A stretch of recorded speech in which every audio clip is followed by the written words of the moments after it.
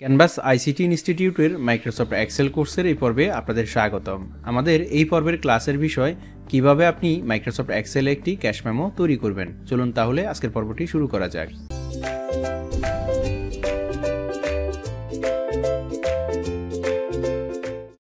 Cash memo তৈরি করার জন্য আমরা সবার প্রথমে ক্যাশ মেমোর একটি ফরম্যাট তৈরি করে নিয়েছি। আপনি যদি এরকম একটি ক্যাশ মেমো তৈরি করতে না পারেন তাহলে ভিডিওটি পজ করে এরকম একটি ক্যাশ মেমো আপনার কম্পিউটারের মাইক্রোসফট এক্সেল অ্যাপে তৈরি করে নিন। আপনি যদি এই পুরো ফরম্যাটটি করতে না পারেন তাহলে আপনি আমাদের পূর্বের ভিডিওগুলো দেখে নিন। আমরা দেখিয়েছি কিভাবে মাইক্রোসফট এক্সেলে যে কোনো কিছু ফরম্যাট করতে হয়।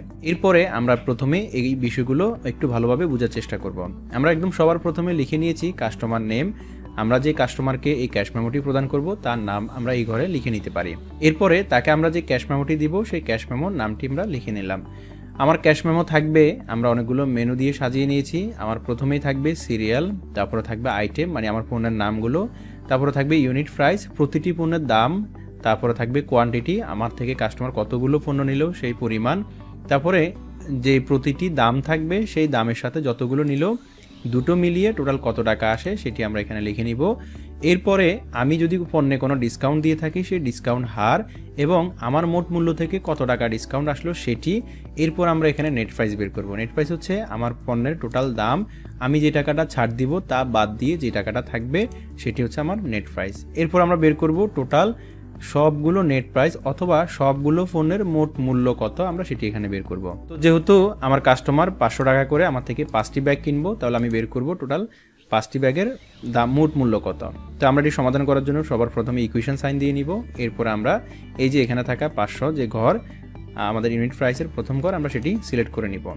মাউসের লেফট বাটন দিয়ে ঘরের উপরে ক্লিক করলে আপনার এটি সিলেক্ট হয়ে যাবে।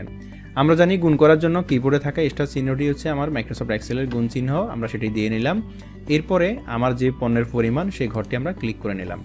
এরপর আমরা কিবোর্ড থেকে ট্যাব প্রেস করলে আমার মোট দাম এখানে গুণ হয়ে বের হয়ে গিয়েছে। বাকি ঘরগুলো বের করার জন্য আমরা জানি মাইক্রোসফট এক্সেলে খুব সহজ একটি পদ্ধতি হচ্ছে ফিল হ্যান্ডেল। আমরা এই যে ছোট্ট বাটনে ক্লিক করে নিচের দিকে ড্রপ অ্যান্ড ড্র্যাগ করলে আমাদের এটি ফিল হ্যান্ডেল হওয়া শুরু করবে। এখন আমি যে মোট মূল্যটি বের করেছি আমি কাস্টমারকে সেই মূল্য থেকে 10% ছাড় দিব। এখন আমাকে বের করতে হবে মোট মূল্য থেকে 10% কত টাকা। সেটি বের করার জন্য পুনরায় আমরা গুণন করব। আপনি মনে রাখবেন কোয়ান্টিটি এবং ডিসকাউন্ট অথবা পার্সেন্টেজ এই তিনটি যে কোনো একটি থাকলে সেখানে বুঝে নেবেন যে এখানে সম্পর্কটি হবে গুণ। তো আমরা ইকুয়েশন করার জন্য ইকুয়েশন সাইন দিয়ে নিলাম। যথারীতি আমরা আমাদের মোট মূল্য ইনটু, আমরা জানি কিবোর্ডে এক্সট্রা চিহ্নটা হচ্ছে আমাদের গুণন চিহ্ন। এরপরে আমাদের ডিসকাউন্টের যে হারটি রয়েছে সেই হারের ঘরে আমরা ক্লিক করব। এরপর ট্যাব প্রেস করব। যথারীতি বাকি ঘরগুলো করার জন্য আমরা ফিল হ্যান্ডেল ব্যবহার করব। এখন কোনো ভদ্রলোক যদি আমার থেকে 500 টাকা দামে 5টি ব্যাগ ক্রয় করে তাহলে তার মোট মূল্য আসবে 2500 টাকা। আমি তাকে 10% ছাড় দেওয়ার পরে আমার মোট ছাড়ের টাকা আসবে 250 টাকা। এখন আমার পণ্যের মোট দাম কত আমরা সেটি বের করার জন্য মোট মূল্য থেকে যে টাকাটা আমি নিব না বা ছাড় দিয়ে দিব সেটি আমরা বিয়োগ করলে আমাদের প্রকৃত পণ্যের দাম বের হয়ে যাবে। এই জন্য পুনরায় আবার সমাধান সাইন আমরা ইকুয়েশন দিয়ে নিলাম। এরপরে মোট মূল্যের ঘর বিয়োগ, আমরা ছাড় দেওয়ার জন্য বা বাদ দেওয়ার জন্য আমরা বিয়োগ সাইন ব্যবহার করব।